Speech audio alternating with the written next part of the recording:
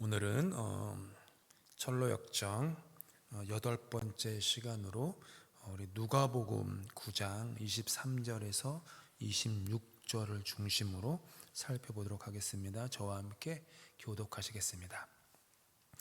제가 먼저 23절 읽습니다. 또 무리에게 이르시되 아무든지 나를 따라오려거든 자기를 부인하고 날마다 제 십자가를 지고 나를 따를 것이니라. 누구든지 제 목숨을 구원하고자 하면 잃을 것이요 누구든지 나를 위하여 제 목숨을 잃으면 구원하리라. 사람이 만일 온 천하를 얻고도 자기를 잃든지 빼앗기든지 하면 무엇이 유익하리요? 누구든지 나와 내 말을 부끄러워하면 이는 자도 자기와 아버지와 거룩한 천사들의 영광으로 올 때에 그 사람을 부끄러워하리라. 아멘. 오늘은 8번째 시간으로 신실과 함께 가는 순례길, 신실과 함께 가는 순례길이라는 챕터의 제목입니다. 전에도 말씀드렸지만 이것은 매 장마다 있는 소 제목은 책에 나오는 제목을 제가 그냥 그대로 갖고 왔습니다. 이따가 말씀드리겠지만은 오늘은 이제 신실함에 대한 내용이 좀 되겠습니다. 기억하실지 모르지만은 사망의 음침한 골짜기를 지난주 우리가 보았을 때 이제 크리스찬이 지나가는 과정이었습니다. 사망의 음침한 골짜기를 지나고 나니까 그 나지막한 언덕이 하나 보입니다. 그래서 크리스찬이 언덕에 이르죠. 이 언덕은 어떤 언덕이냐 하면 크리스찬보다 먼저 그 순례길을 걸어간 그 순례자들이, 그 신앙의 믿음의 선배들이 멀리 그 앞을 내다볼 수 있도록 쌓아 올린 아주 나지막한 언덕이었습니다. 앞을 가만히 또 이제 크리스찬이 쳐다보니까 저만치에 앞서 걸어가고 있는 신실이라는 사람이 보입니다. 신실이 사람 이름이에요. faithful이 지나가다 앞서가고 있어요. 크리스찬이 지금까지 혼자 걸었잖아요. 얼마나 반갑겠습니까? 이제 길동무가 생기는 거잖아요. 그래가지고 너무 반가움 나머지 막 달려가서 신실을 따라잡습니다. 그런데 너무 열심히 달린 나머지 신실보다 조금 더 앞지르기까지 해요. 이제 존 버녀는 자신의 이 철로역정 소설에서 이게 나중된 자로서 먼저 되었다라고 이렇게 표현을 해요. 나중된 자였는데 내가 앞서간 거예요. 지금 신앙이. 그 순간 크리스찬이 그만 마음에 우쭐함이 올라옵니다. 그러니까 이게 좀 자만심 같은 게 올라왔던 거겠죠. 우쭐함이 들어가지고 신실을 뛰면서 신실을 돌아보면서 쌩긋 웃어요. 내가 더 빠르지 뭐 이런 식으로. 그러다가 그만 발을 헛디뎌 가지고 거칠게 바닥에 놔뒹굴고 맙니다. 교만이 그런 거죠. 함께 읽을까요?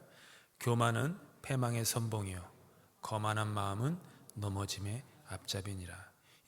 얼마나 정확하죠? 거만한 마음을 문득 가지니까 그만 꽈당 하고 넘어지고 만 거예요. 이 신앙의 길에서 우리가 늘 경계해야 될 게 뭐냐 하면 내가 남들보다 낫다라는 거예요. 그러면 넘어집니다. 내가 그래도 조금 더 앞서가고 있다라고는 하는 마음이 들잖아요. 그러면 이 운전하다가 빨간불 들어오기 전에 그 경고불이 들어오는 그 신호라고 보시면 돼요. 왜 자꾸 내 마음 안에 내가 남들보다 낫다라는 마음이 자꾸 올라오지? 그러면요 이제 딸랑딸랑 하는 거예요. 계속 그 두면은요 심하게 넘어집니다. 이게 낫다. 성경은 남을 나보다 낮게 여기지 내가 남보다 낫면 안 돼요. 남을 나보다 더 나은 존재로. 근데 우리는 이 심지어 성경을 읽을 때도 남을 나보다 낮게 지읒 받침으로 이렇게 읽어요. 남을 나보다 낮은 자로 이렇게. 그러면 안 됩니다. 언제나 겸손해야 됩니다. 겸손해야지라고 하는 마음을 가지는 건 제가 볼 때는 좀 부족한 것 같아요. 내가 겸손해야지라는 생각이 들지도 않을 정도로 겸손해야지 그게 진짜 겸손입니다. 그렇죠? 정말로 하나님이 내 삶을 축복하셨구나. 내 인생을 복 주셨구나. 나에게 이런 믿음을 주셨구나. 하나님을 만나는 특별한 은사를 주셨구나. 그러면은 하나님과의 관계에서 정말 감격하고 기뻐하면 되지.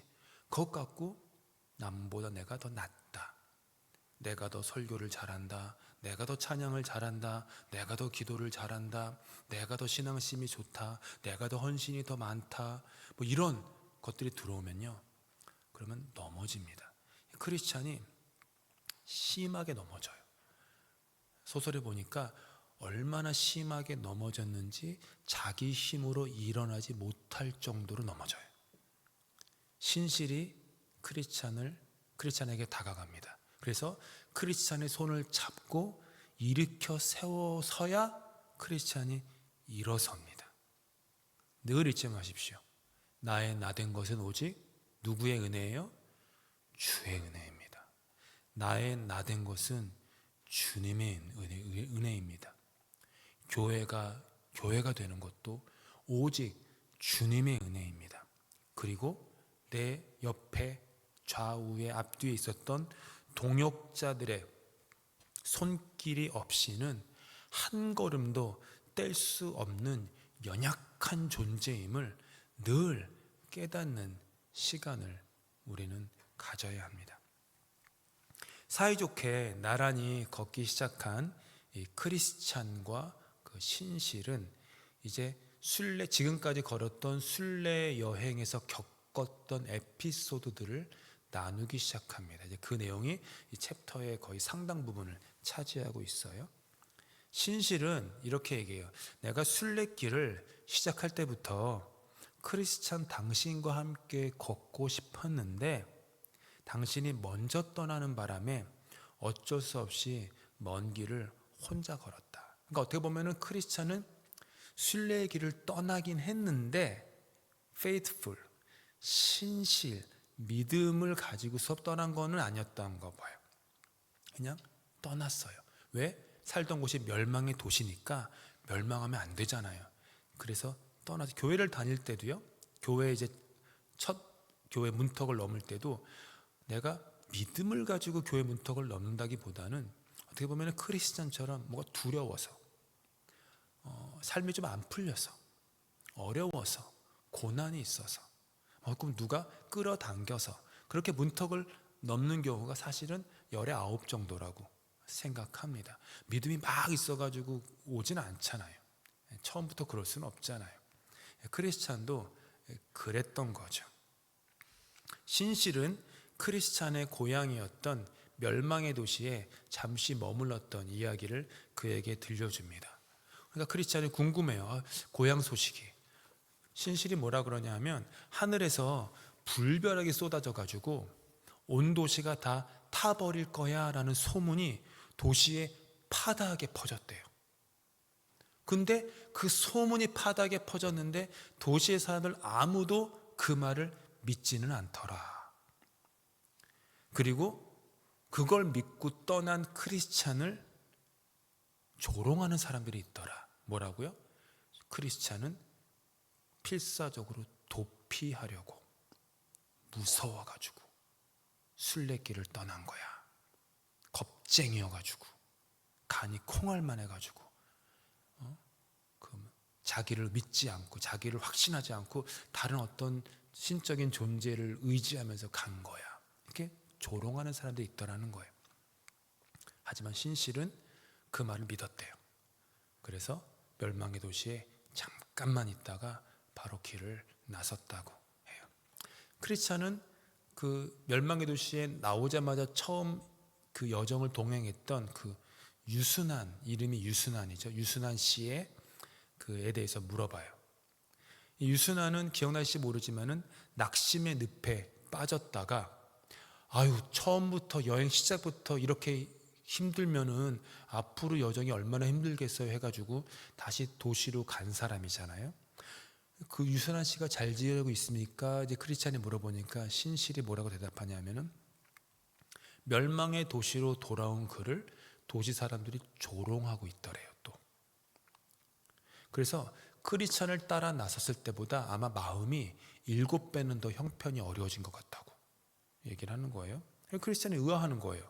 아니 멸망의 도시 사람들이 왜 자기들이 멸시하는 길을, 그 순례의 길을, 시온으로 가는 길을 버리고 돌아온 유순한 씨를 왜 비웃고 조롱했는지 크리스찬이 납득이 안 되는 거예요. 그러니까 신실은 뭐라고 얘기하냐면 바른 길을 버리고 돌아섰기 때문에 하나님께서는 그의 원수들까지도 일으켜서 그가 멸시를 받고 웃음거리가 되게 만든 것 같다고 이렇게 얘기를 해요. 그러니까 유순하는 뭐 하나 제대로 믿음으로 결정을 못하니까 여기도 저기도 다 이상하게 꼬인 인생이 돼버리고 만 거죠. 베드로후서 2장 22절의 말씀처럼 개가 그 토하였던 것에 돌아가고 돼지가 씻었다가 더러운 구덩이에 도로 누웠다. 유순하니까 이렇게 됐다. 우리도 이러면 안 되죠. 버린 거를 또 삼키려고 돌아가고 기껏 씻었는데 또 더러운 구덩이에 몸을 누이는 그런 인생, 참담한 현실이죠. 이 유순한 씨의 그 운명을 보면서 크리스찬과 신실은 이 거룩한 두려움을 가지게 됩니다. 은혜를 떠나 세상과 타협한 자의 끝은 결코 평안이 아니구나, 비웃음과 절망이구나, 이거를 깨달아요. 계속해서 신실은 이야기를 이어갑니다. 좁은 문까지 딱히 어려움은 없었는데 갑자기 음탕이라는 여인을 만나요. 제가 이 책을 읽다가 음탕이 그 중국집에서 파는 왕톤숲이랑 스펠링이 같더라고요. 그래서 내가 조사를 해봤어요. 왕톤숲이 왜 음탕이, 그러니까 그냥 중국어 발음 때문에 이렇게 쓴 거지 그거랑 상관은 없대요. 그러니까 음탕숲이 아니에요. 중국에서 마음껏 드셔도 돼요. 왕톤숲 맛있잖아요. 근데 스펠링은 똑같더라고요. 신기하죠? 상관이 없다고 하더라고요. 근데 영어로 완톤이란 뜻이 음탕이란 뜻인가 봐요. 저도 처음 알았어요. 이 음탕이란 여인은 신실 옆에서 계속 알랑거리며 애교를 부리면서 나와 함께하면 온갖 쾌락과 만족을 주겠다며 끈질기게 졸랐다고 합니다. 그런데 신실은 말씀으로 이 음탕의 유혹을 물리쳐요.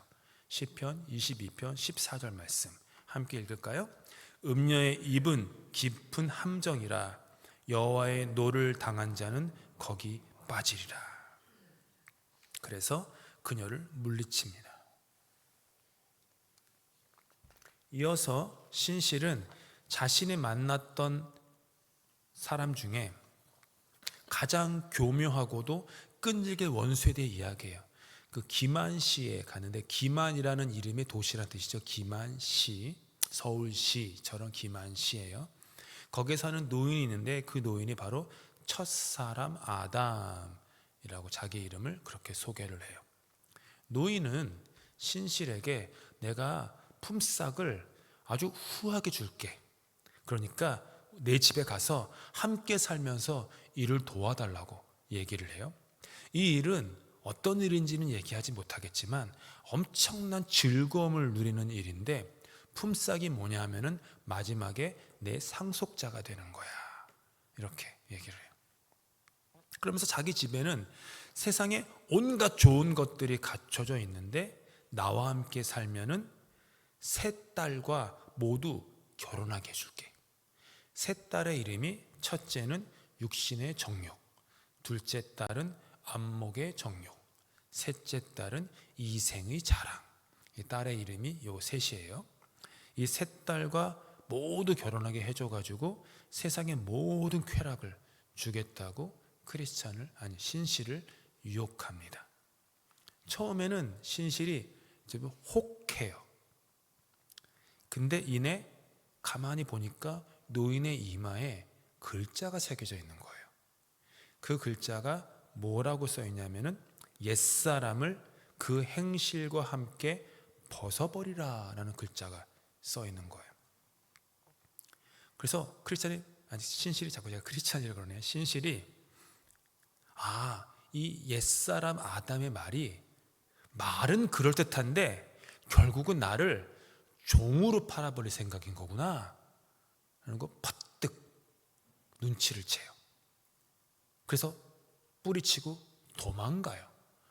근데 이 첫사람 아담의 힘이 어찌나 센지 신실을 쫓아와서 몸을 꽉 움켜쥐었는데 마치 정말로 신실의 살점이 떨어져 나갈 듯이 비틀어 당기는 거예요. 아담이 그 인간의 어떤 원죄, 본능적인 죄, 여기 나오는 육신의 정욕, 안목의 정욕, 이생의 자랑, 하지 말아야지, 물리쳐야지 하는데 마치 살점을 뜯는 것처럼 꽉 우리를 붙잡고 있다라는 거죠. 그때 신실의 내면에서 깊은 절규가 터져 나옵니다. 로마서 7장 24절을 4절이 신실이 토해낸 절규, 함께 읽을까요? 오호라, 나는 곤고한 사람이로다. 이 사망의 몸에서 누가 나를 건져내랴. 우리가 예수 믿고 이름이 신실이잖아요. 신실해도 이런 일을 겪는다라는 거예요. 신실하면 이런 일 안 겪어야죠. 아니요, 신실하니까. 예수를 믿고 새 사람이 되었다고 하지만 여전히 우리 안에는 이 첫사람 아담의 딸들이 우리 안에 있어요. 이생의 자랑, 안목의 정욕, 육신의 정욕, 이렇게 움켜쥐려는 첫사람 아담의 지독한 본성이 남아있는 것이죠. 돌아서려 할 때마다 우리의 영혼의 발목을 낚아채는 이 자아의 중력 앞에 우리는 오호라, 나는 곤고한 사람이로다. 이 사망의 몸에서 누가 나를 건져내랴. 우리도 절규할 수밖에 없는 것이죠. 더욱 우리를 신실을 어렵게 만드는 것은 그 다음 사건이에요. 간신히 그 노인을 신실이 뿌리칩니다. 간신히 뿌리치고 냅다 언덕으로 달려 올라갔는데 고개 중간쯤에 가는데 웬 남자가요 갑자기 바람처럼 쫓아와 신실을 기절할 때까지 무자비하게 두들겨 패는 거예요. 아무 말도 없이. 이게 누구냐 하면은 율법을 상징하는 모세였어요.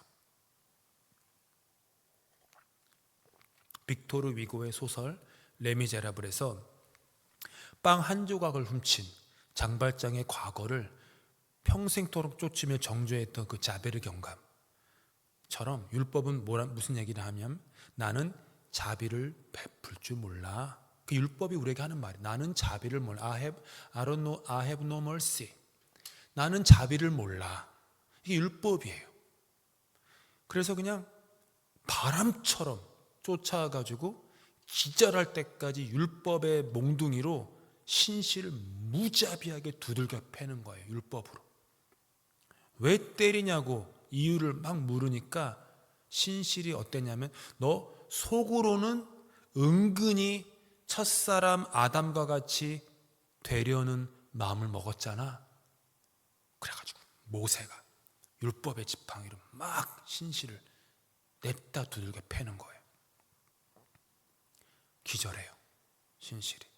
그러다가 잠시 정신을 차립니다.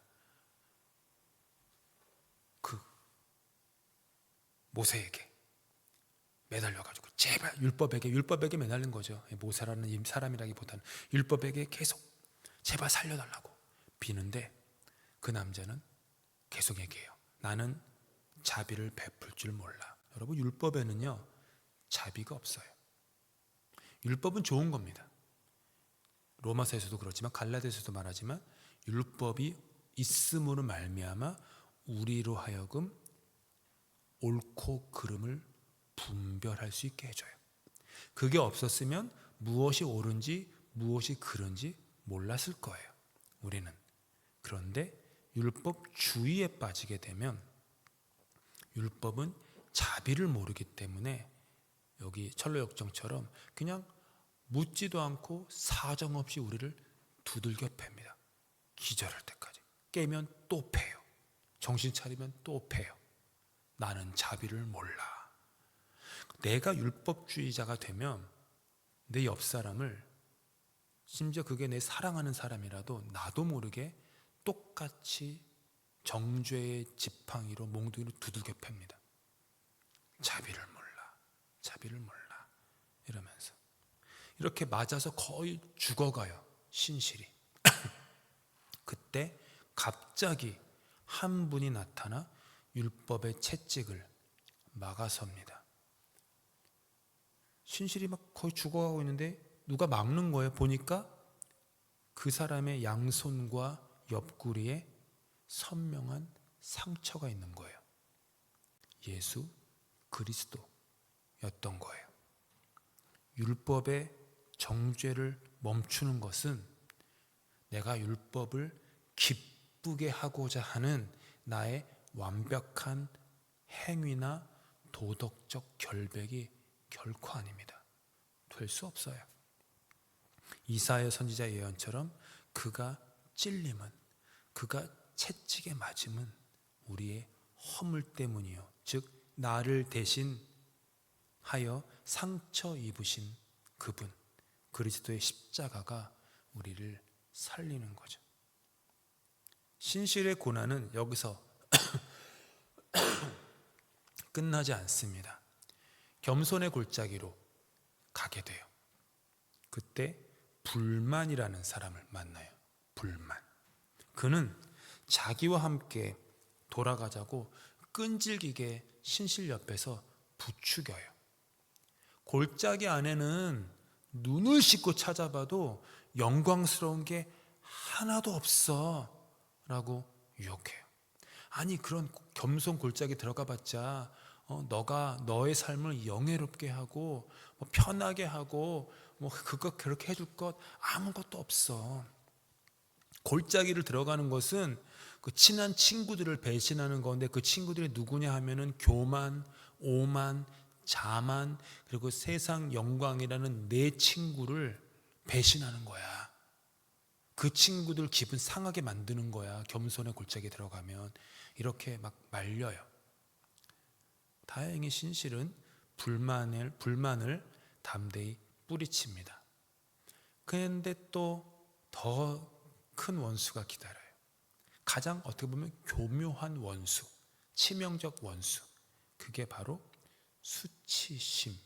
수치심. 신실의 말에 따르면 수치심은 얼마나 뻔뻔한지, 그리고 이름에 얼마나 어울리지 않게 생겼는지 절대로 물러서지 않고 끈질기게 자신을 괴롭히더라 라고 얘기해요. 아주 그냥 거머리처럼 끈질기게 자기를 괴롭힌대요. 다른 존재들은 어떻게든 힘써가지고 애써가지고 뿌리칠 수 있었는데 이 수치심만은 안 되더라.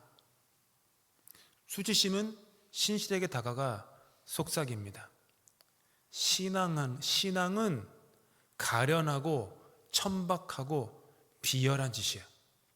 요즘 세상에 양심을 따지는 거 그거 남자답지 못해. 힘있고 돈 많고 똑똑한 사람 중에 예수 믿는 바보가 어딨어? 이렇게 막 괴롭혀요. 어느 목사님이 그러시더라고요. 예수 믿기 가장 어려운 분들이 누구냐 하면은 돈 많고 착한 분. 예수 믿기 제일 어렵대요. 그런 분들은. 돈은 많은데 착하기까지 하셔가지고요. 예수님을 믿을 그 마음에 그 동기부여가 안 되시나 봐. 고난도 없잖아요. 돈이 많으시니까 웬만해서는. 또 착하기까지 해. 그러니까 주변 사람들이 뭐 못되기라도 하면은 이렇게 뭐 좀 회개해서 거듭나는 구원받은 죄인이라고 되라고도 할 텐데 너무 착해가지고요. 예수 안 믿는데요. 그러니까 여기 계신 여러분들 착하지 않은 거 감사하고 돈 많은 거 감사해야 돼요 우리가. 농담이고요.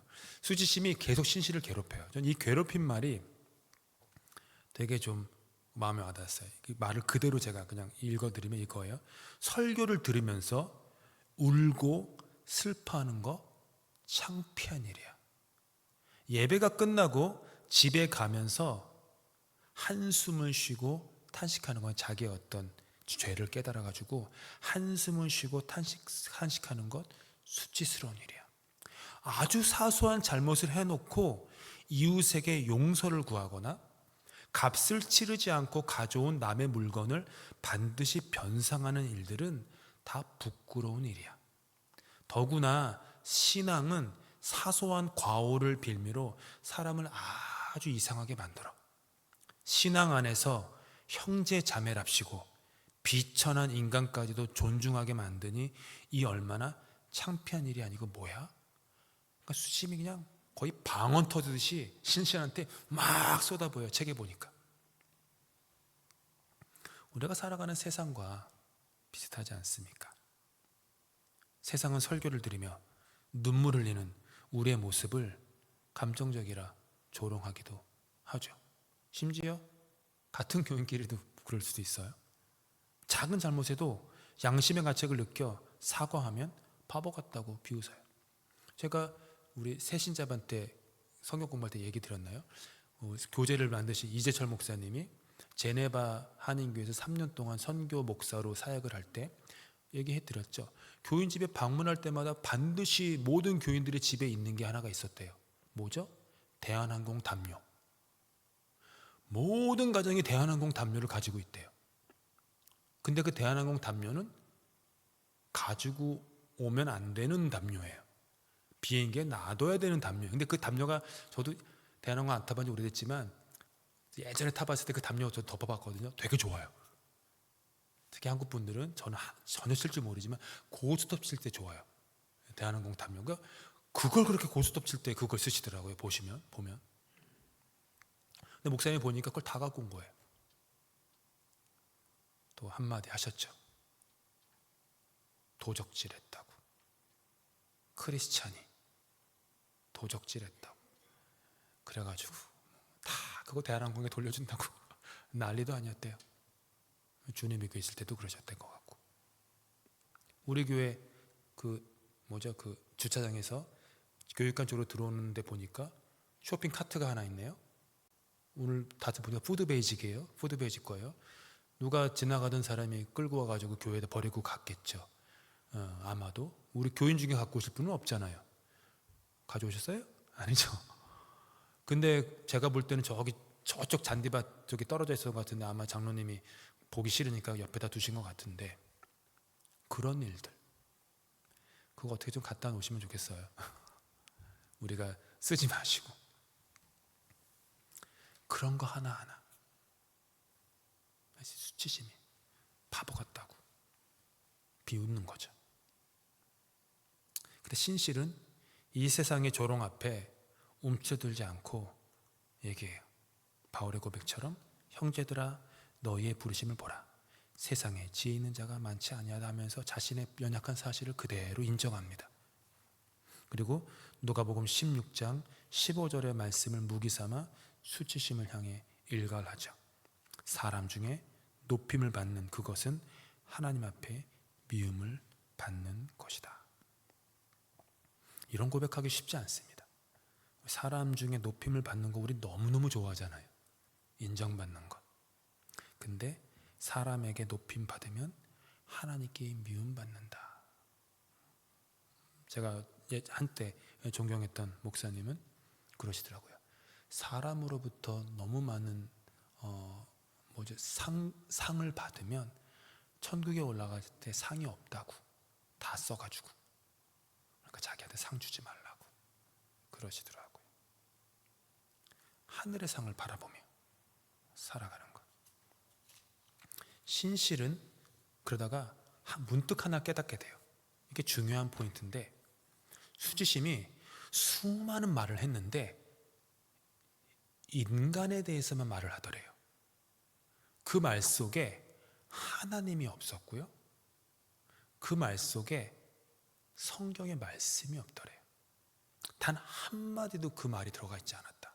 우리도 수많은 말을 하고 이런저런 얘기를 하지만 우리의 말 속에 하나님이 담겨 있지 않고 그분의 말씀이 담겨 있지 않다면 수치심이 하는 그 그럴싸한 말과 다를 바가 없을지도 모르죠. 신실은 또 깨닫습니다. 최후의 심판날 죽고 사는 것을 나누는 기준은 세상의 정신이 아니라 지극히 높으신 분의 지혜와 법이라는 것을 깨달아요. 그리고 온 세상 사람이 반대할지라도 하나님의 말씀을 따르는 것이 최고다라는 것을 분명하게 가슴으로 깨닫습니다. 하늘나라를 위해서 스스로 어리석은 자가 되는 이가 오히려 지혜로운 사람이다. 죽는 자가 사는 것이고 낮아지는 자가 높아진다라는 이 하나님 나라에서만 찾을 수 있는 이 놀랍고 신비로운 진리를 깨닫게 된 거예요. 그래서 수치심에게 선포합니다. 수치심아, 썩 꺼져라. 나의 구원을 방해하는 원수야. shame, 수치심을 쫓아요. 우리가 함께 읽은 누가복음 9장 26절에서 주님이 말씀하십니다. 함께 읽겠습니다. 누구든지 나와 내 말을 부끄러워하면 인자도 자기의 아버지와 거룩한 천사들의 영광으로 올 때에 그 사람을 부끄러워하리라. 신실이 순례길에서 만났던 이 수치심은 오늘날 우리를 십자가의 영광에서 멀어지게 하려는 교묘하고 집요한 원수의 유혹이라고 할 수 있습니다. 세상은 끊임없이 크리스찬의 믿음, 그게 낡은 것이다, 감정적이다, 비이성적이다 라고 치부하며 부끄러움을 안겨주려 합니다.